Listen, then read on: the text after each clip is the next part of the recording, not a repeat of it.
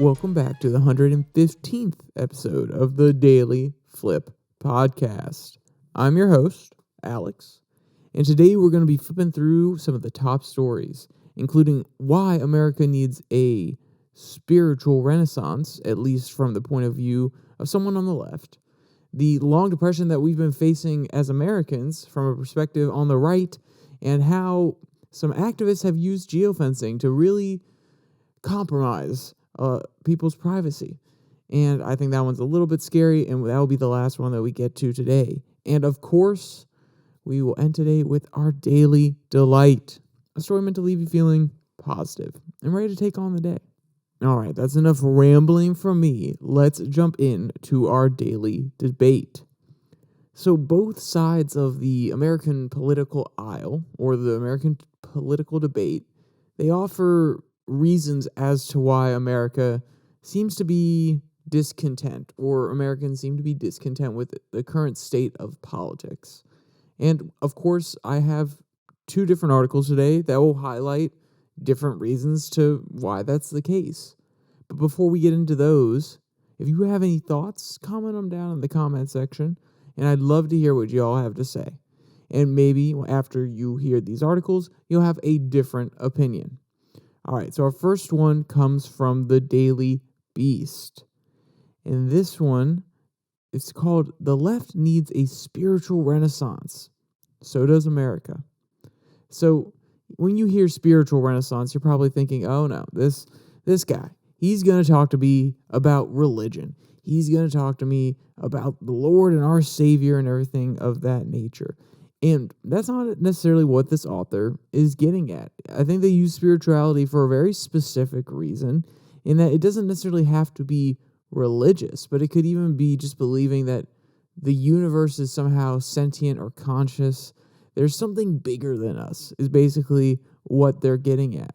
And I think it's an interesting point of view that this person brings up, and normally from the left, you don't always see this sort of talking. And when I saw this article in Daily Beast, I was very intrigued, because they're a news organization or a news posting website that tends to be pretty far on the left, or at least offer some hot takes from my differing point of view. All right, so let's get to the quote-unquote deep truth. This is how the author sets up the premise. Quote, "The deep truth is that American life needs a radical reframe, one that will require more than smart policy proposals, vague promises of growth, or even thundering denunciations of our opponents. If we're going to pull out of this national nosedive, left politics needs a spiritual renaissance. For approximately 40 years, Americans across the spectrum have been working within a picture of a society that is broadly known as neoliberalism. And in its simple formation, neoliberalism defines the good society as a level playing field where everyone is invited to compete for scarce commodities of status and wealth, regardless of race, religion, sexual orientation, etc." So before we go on with the rest of this quote, this may be an angle that you're used to from people on the left and even people on the right, is that this neoliberal worldview has actually done more harm than good for America. And I don't necessarily know if on the premise alone I agree. Now, if you pose to me that maybe it's time to move past a neoliberal worldview, I would definitely entertain that conversation, because we're moving into different times. It is not the 1920s anymore, the 1940s. We're no longer coming out of a world war where we, as America, have to facilitate the trade. We have to help rebuild Europe. We're going to help all these other nations and, make democracy prosper and have free markets everywhere across the world. We are living in a different time. And of course, different times require different systems in place to allow not only us to grow and survive, but also to allow other players to come to the stage and bring their own unique technologies and cultures and things like that. Though I do believe America's culture is pretty darn good, but I am biased, and that's because I live in America. But to say that the neoliberal order has had its day, I don't necessarily agree with all of that. I think there is some value to it, but that is definitely a conversation that needs to be entertained, especially if, as this author will point out, there are holes in the system that doesn't necessarily help everybody. And of course, in America, we try to make it so that everybody does have an even playing field. And I think that's one of the beautiful things about our nations. No matter where you come from, even if you are born in the backwater of backwater locations, you still have an opportunity, if you choose to participate, to build yourself up, to come out of that situation. Is it going to be as easy as somebody else who was born in a better location with better circumstances? No. But you could still put in that work, and you can still try to succeed. And that's what the author continues with here. Quote, "The market, fetishized by most neoliberals as the just and ethical arbiter of all things, decides the outcomes, meaning the winners fully deserve their winnings and the losers deserve their losings. In the interest of basic decency and stability, society may be willing to subsidize the lives of poor people, but only grudgingly and with plenty of strings attached," end quote. And so they speak about the market. Oh yeah, losers are losers, winners are winners. And then they kind of had this little slight jab there at the end, which is, oh, no, we'll subsidize some of the poor people. We'll have all these programs, but we really don't want to give up our money. We're greedy Americans. We don't want to give up our money, but we understand, society needs to thrive, so we'll give up a little bit here or there. We'll make sure there are some safety nets in position. And while I do agree that a lot of Americans are greedy, or I'd say that as a person who is a money lover himself, they at least don't want to let go of their money as easily as would be ideal in a very generous society. And when I first read that, I was like, okay, I see where this author is going. And I think you can too, at least in the ideal world, in the America that was founded on more religious values. Now, a lot of people argue this, and they don't say God, they say the Creator. But you can't deny that when America was founded, it was a majority Christian nation. And in that sort of nation, the free market reigns, and we do support the people that are below us in society, but not through welfare programs, not through government overreach, not through government taxation to give to other people. It's, oh, okay, my neighbor Johnny, he just had a hard time. He lost his job. He has to feed his family. Maybe we can give him some of our extra crops this month. Maybe we can give him a little bit of money to help him out. We go to church and we give donations, or we give money.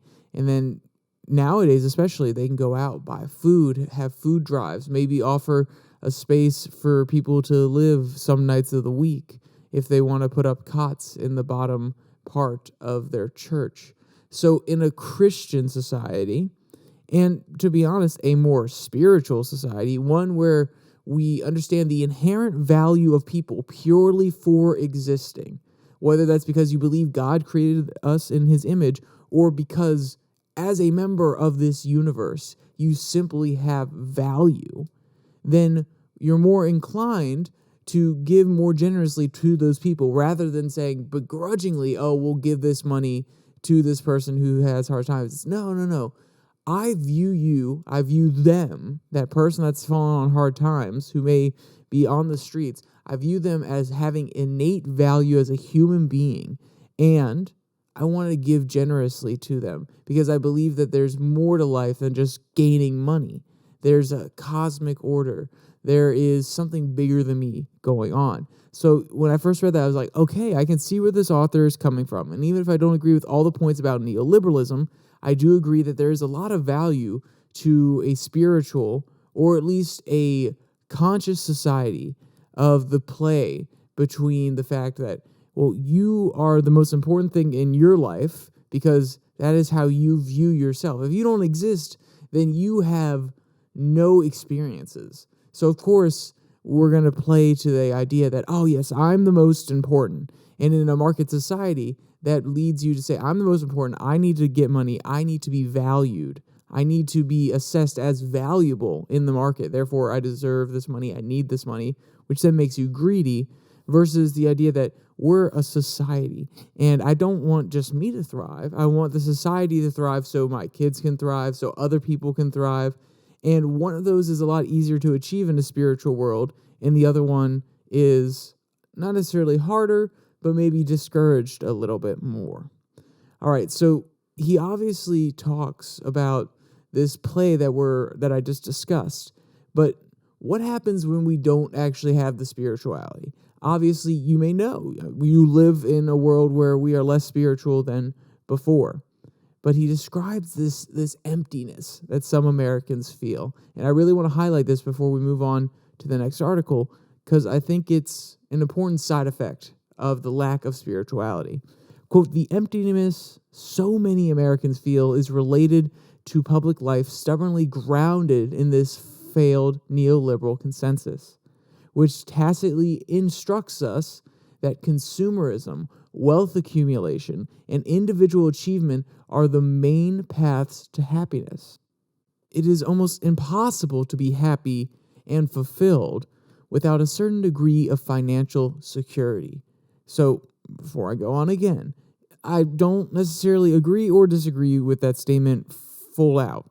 I think that, yeah, it can be hard to be happy and to be making sure that you're focusing on the things that matter to you when you don't have financial security. But also some people don't necessarily have the most stable finances, and they're, able to take solace or a moment of happiness with their family. So I don't necessarily think it's necessary. And I think that's a little bit of the neoliberal worldview kind of creeping in here. But also notice that this author is saying that, well, this consumerist nature is something that is it's something that we find in this neoliberal worldview. And I think that's a little bit short-sighted. I think this consumerist mentality, this materialistic mentality, is something that has always sat with America, and not even just America, with humans, because we're obsessed with the material world. We're obsessed with things that exist, that are tangible, that we can get our hands on, products that could maybe make our life a little bit easier or just provide us a little bit of joy. It's a way of obsessing about this material world that we live in and not necessarily focusing on the bigger ideas that we don't address all the time, or, a way to escape thinking about what comes after. It's a way to make life on this earth meaningful. So I wouldn't just say that's a neoliberal problem. I would say that's a human overall, a humanity problem, because, you see quotes from the Bible, you see quotes from the Taoist religion in China, you see a lot of different historical figures pointing out materialism and saying that it's a problem. And that was way before neoliberalism became a thing. But let's get back to what they're talking about. Quote, economic inequality is a plague that undermines our social bonds and damages our national psyche. Prosperity can allow us to be more generous and creative. Social goods that are difficult to contemplate when you're struggling for basic survival. But the pursuit of material gain simply for the sake of material gain rarely brings fulfillment. Americans do not want a firm economic floor that guarantees everybody has access to the necessities of life, but they also want our politics to be organized around the question of what actually makes a society good. And this is why we need spirituality. At its core, it's an attempt to ask and answer deep, fundamental questions about the world, the self, and society, end quote. And I think that's the one thing I want to leave you with, that when you have spirituality, you think beyond this material world. Like I said, you take on those bigger questions. You ask, what's the meaning? What's my purpose? How do I best fulfill A, B, C, D? How do I best serve my family? So on and so forth. So I'll leave you with that one. Maybe we need a little bit more spirituality in our lives. All right, let's jump to the next article. This one comes from the American Institute for Economic Research, America's Long Depression. So you may be thinking, okay, wait, hold on. Is he talking about the mental state depression, or is it talking about economic depression? Because it's coming from the American Institute of American Economic Research. And it actually plays with a little bit of both. They're trying to be clever here. but it's not a outright depression like most people would think about it. They frame it in a very interesting way. So let's jump into it, shall we? Quote, is America in a recession already? Or does a definite downturn still loom on the horizon? The real question is, what difference does it make? Given that for decades, the U.S. economy has grown much more slowly than it could have. Over 30 years, a $50,000 real per capita income at 1% compounding annual growth is about $67,000, while at just 2% it grows over to $90,000. Economic pundits worry about the 67 dropping to 66 next year. But what they should focus on is why the nation hasn't achieved the 90,000 level. The real question we should be asking, in other words, is why growth in inflation-adjusted output per American became and remains anemic. So I'm pretty sure you're all smart enough to understand what they're getting at here. But they're just saying, hey, we're not growing quickly enough.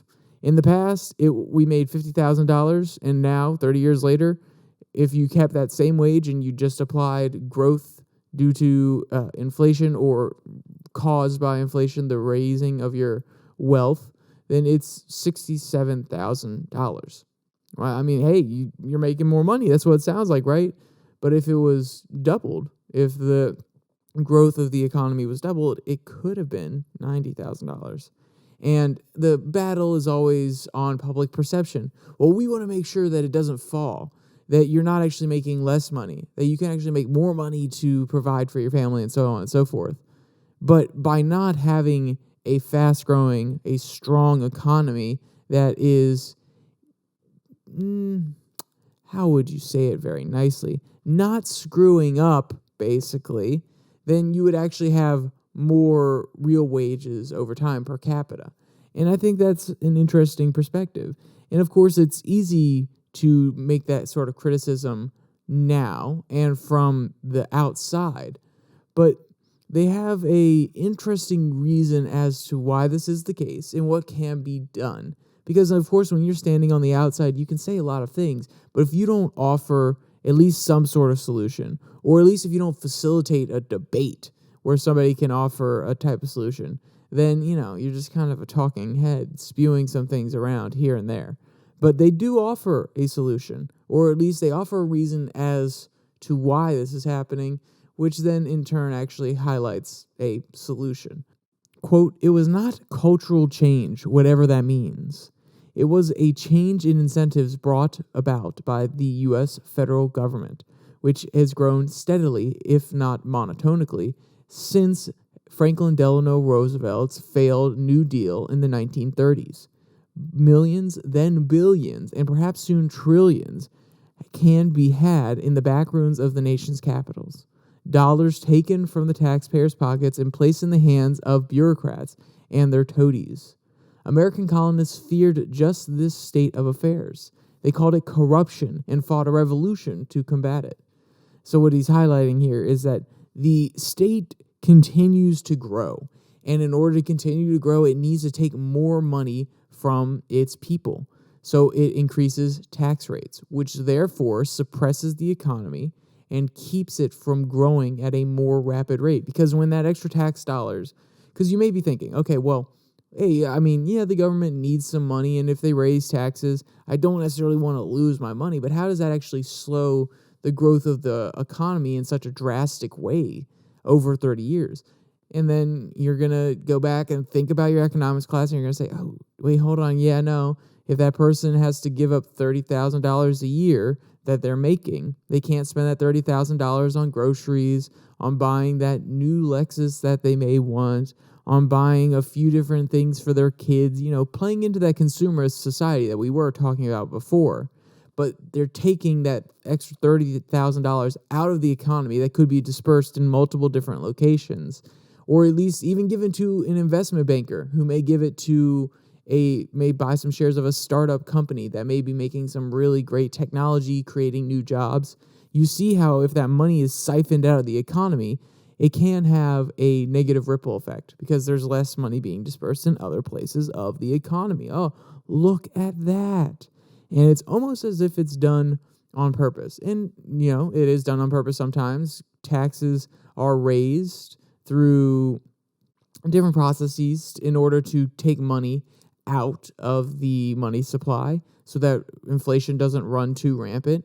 We may be seeing some of those practices here in the future, since raising interest rates isn't necessarily doing enough. I mean, you do see a lot of that with the proposed taxes in place that Bernie would want to do, which is basically a microtransaction tax on every single stock exchange or stock trade that would happen on Wall Street. So we do see these practices, and it is a idea of how to tamp down on inflation. But that's me getting a little bit far away from the point that the author is trying to get at here. What they're trying to highlight is that this huge government bloat that we experience is not good for America. Because if the government bloats, then they are going to have more expenses. If they have a large bureaucracy where they have some 2,000 employees at an agency that barely does anything and doesn't help the American people, and they have to raise taxes or come up with a creative tax in order to fund that bureaucracy, that is money that is not being spent the most efficient way possible in the free market. Rather, it's being spent on the bureaucracy. So you can see where the author is coming from. Basically, our money gets taxed, and it's not that these bureaucrats are elected by us. No, they're appointed. So it's not like our money is going towards an agency that we have appointed, that we have given the mandate to aid us, to wield power over us. No. They're going to bureaucrats who are making decisions for us about our lives. And the author's kind of comparing it to the colonists here, saying this is the tyranny they were worried about. Money going to the back rooms and just being spent however the government wants, rather than actually making sure that the people are involved in the process. Quote, they understood that their money funded placemen or well-connected people with government seniorities and wealthy recipients of government debt, interest payments. The colonists feared that the statespeople and the public creditors of the British government would eventually use its power to, as the Declaration of Independence put it, eat our substance. Or in other words, they foresaw a day when taxes would impoverish them, end quote. And that's because so much of the tax burden would be levied on them that they wouldn't be able to survive. So much of their hard-earned money would be taken away in order to propagate a bureaucratic state that is not actually serving their best interests. And that's why the saying goes, no taxation without representation. If you're going to tax us, we need a voice in this system. And I would say it goes even further. If you're going to tax us nowadays, we should have some say over what's going on in these bureaucracies. And of course, you do to some degree. Whoever you elect in the office can sometimes appoint new heads to these agencies and come up with mandates that maybe fire a few different people, but it's very hard once these bureaucracies are embedded into the American system to get them to be undone, even if you put in someone who you want and says politically that, it's part of their political program, it's part of their platform, we're going to clear out those bureaucracies. It's a lot easier said than done. So that's really talking about the bloat and how it is slowly stripping the American people of, and not just America, it's happening in lots of different countries as well, but how bureaucratic bloat, large government, is slowly stripping people of their money, and how this naturally hurts the economy and it limits the growth of the economy. And you can again see the contrast between the first two articles. One's talking about a neoliberal world order that's too focused on money, too focused on the finances of the nation, and how we need to have a spiritual renaissance so that we are able to focus on more than just money, that we should be able to focus on the small things in life that make it valuable, helping other people, providing a safe location for the worst off in our communities, and gaining a sense of meaning from that. And then you also see the other side of the argument, which is, okay, we want the market to thrive so that we can thrive as a people and we can feel secure in our financial state, which, if you remember from the first article, is a very important part, at least from their point of view, of being happy, which I don't necessarily agree with all the way, but there is something there to that. And you can kind of see how they contrast each other. One's saying the market's not all that there is. The other one's saying that the market is extremely important. But you can also see where they agree, which is people don't necessarily feel financially secure. And the current system isn't serving them the best. And we need a few different reasons, reformations, so to speak. We need a few different reforms on different aspects of the system in order to make it work. And that's why I wanted to pull out both of these articles, because it says, okay, the left and the right both acknowledge that America is not what it could be right now. And there are very different reasons or opinions as to why that's the case. But both of their systems could be implemented. You could have a spiritual renaissance while also limiting some of the bloat from the government. And though they're speaking about the same thing maybe being the heart of the problem, they're offering different solutions that don't actually combat one another and don't actually make the other one harder. And it's a beautiful synthesis, and why I'm pointing it out. You may be listening and saying, Alex, I've made it this far. Come on, move on to the next article. You talked about this really cool geo-fencing article. But I think there's a beautiful synthesis here between the two sides, where both of these policies can be enacted. They're both meant to help the American people, and they don't naturally conflict with one another in the solutions. It's not like, oh, if we implement the spirituality aspect of the first article, we can't implement the limiting the government bloat and growth on the other one. We can do both of these, and we can have a more prosperous America all around. And I think this is something that we need to stop getting locked into. Oh, the left has the solution, the right has the solution. Oh, no, they're going to argue against the solution because it's not their solution. Well, both of these solutions can work, and they can both be proposed, and they don't have to just be implemented one or the other. Both of them can be put in place, and both of them can help reshape America and help it continue to grow and prosper, and the people prosper into the future. I know that was a little bit of a long-winded one, but it's something that I've been thinking about. And this tension between left and right, sometimes it really frustrates me because they're talking past each other. They could implement whatever both of them want to implement just in creative ways. But no. It's all about, well, it's a left-wing policy, it's a right-wing policy. No. We can't have that conversation. No. We're not going to support somebody else's side. It's just frustrating. All right. Now that you've got a little bit of my heated side, big angry Alex, let's jump to our last article. It's going to be a really quick one, but it is something that caught my eye and was a little bit concerning in my mind. This one comes from Jezebel. Wisconsin activist group used geo-fencing around abortion clinics to dissuade patients. So I'll just jump straight into the quote here because there's not much you can preface with that. Quote, an anti-abortion group in Wisconsin used geofencing to target patients at Planned Parenthood and other reproductive health clinics with ads promoting bogus abortion reversal, according to a bombshell Washington Street Journal report published Thursday. The group, Veritas Society, a nonprofit fund created by Wisconsin Right to Life, reportedly used a marketing gimmick to place anti-abortion ads in users' Facebook, Instagram, and Snapchat feeds between November 2019 through late 2022. Geofencing refers to the location-based technique that allows an advertiser, or say an anti-abortion group, to direct specific ads to smartphone users and their social feeds in a particular area. Anti-abortion groups have taken advantage of this targeting ad opportunities to reach prospective patients at reproductive health clinics and other highly sensitive locations, end quote. And I want you to remove the abortion issue from this for a minute, because that is a hotly debated topic. And no matter what side you come down on it, it's going to affect your bias in this situation. If you're pro-life, you may say, no. We want to make sure that these people who go into these clinics have all the information possible so that they don't give up the life of their baby. And if you're on the pro-choice side, no, this is outrageous that they're being targeted when they're going to a really sensitive place where they have to make a really hard decision and they're being bombarded with information. I understand both of those perspectives. I understand why it would be outrageous on either side, but remove abortion from this for a second.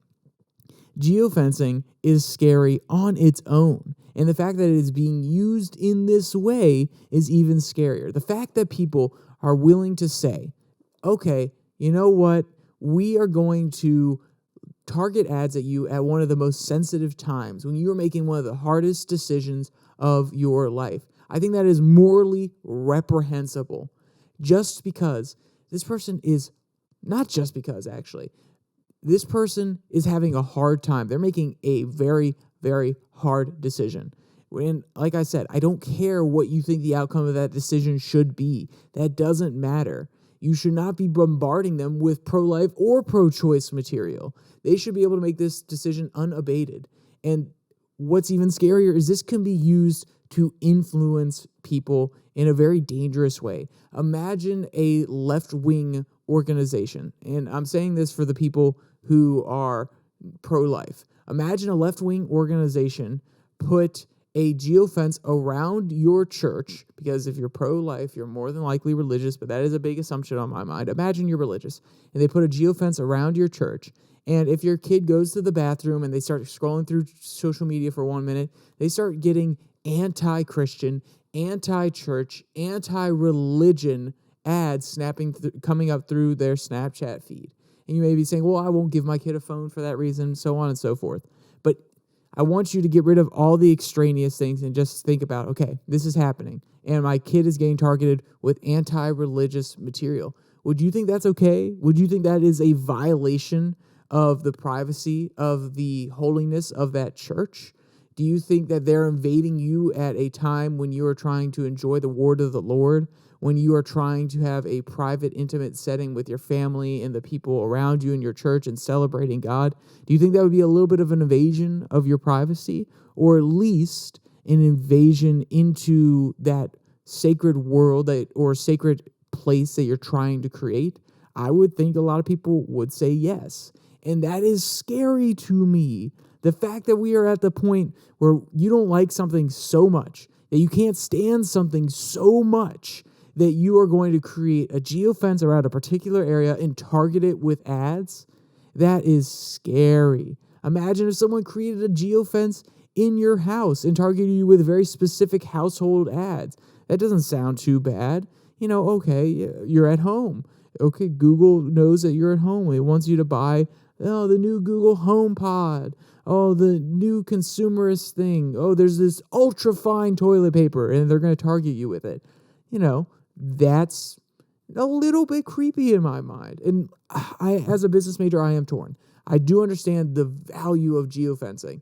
If they put a geofence around a mall and it gives you ads of companies that are in the mall, I think there's value to that. And I also understand the value, like I said, as a business person, of making sure that when you are paying for ads, that they actually have the highest likelihood of working. And if you do geofencing a particular area and it's shown over time that people that go to this one store also tend to go to this other store, and you geofence that store and then bombard the people there with an ad for the other store, I think there's value to that. But when we start doing it for activist groups, when we start doing it to push people politically rather than just advertise a good, that is when I think it gets extremely, extremely scary. And it is something that we need to seriously think about in this age of interconnectivity, when everybody can have your location and everybody can have your ad data. But that's enough on that one. Like I said, scary stuff. If you want to read the article, it'll be linked in the description. Let's jump to our daily delight so we can end on a positive note and not on this negative or angry Alex. Ooh, big angry Alex. Ooh. Our daily delight comes from Laughing Squid. A pair of laundry-loving rescue prairie dogs live their best life. Animals, when raising them, it can be an overwhelming process for some, but rewarding nonetheless. Quote, an adorable pair of rescue prairie dogs named Pablo and Pedro live a very good life despite having a rough beginning. Someone adopted this adorable duo as pets, but they were soon surrendered after the person realized how much work it would be. Luckily, they were adopted into a loving home where they have had the full run of the house, end quote. And when these two finally found their forever home, they got comfortable pretty darn quickly. And this next quote is from their owner. They quote, "They yahoo all the time. It's a sign of greeting. It's not enough to just be laying next to you. They have to be on top of you. We call them the productivity suckers. They will burrow in like that's what they do in their natural habitat. So we keep finding them in the laundry basket, and they love to sleep there. They are so sweet, and they will not ever leave you alone," end quote. And if you want to see the cute photos or videos of Pablo and Pedro, or you want to read any of today's articles, there'll be a link in the description below that like and subscribe button where you can find all of them. Also, down there, you'll find the link to Spotify, Pocket Cast, Podvine, Google Podcasts, where it is posted so you can download it and listen to the podcast on the go, as well as a link to the Twitter handle at Your Daily Flip, where I post a link to the podcast directly, or the YouTube video directly on Monday, Wednesday, and Friday. And also, right now, I don't know how the conversion is going, but some of the podcasts are going up on Rumble at this point. So if you want to watch them over there, you can. And with all that said, there's only one more thing to say. Stay safe. Don't die.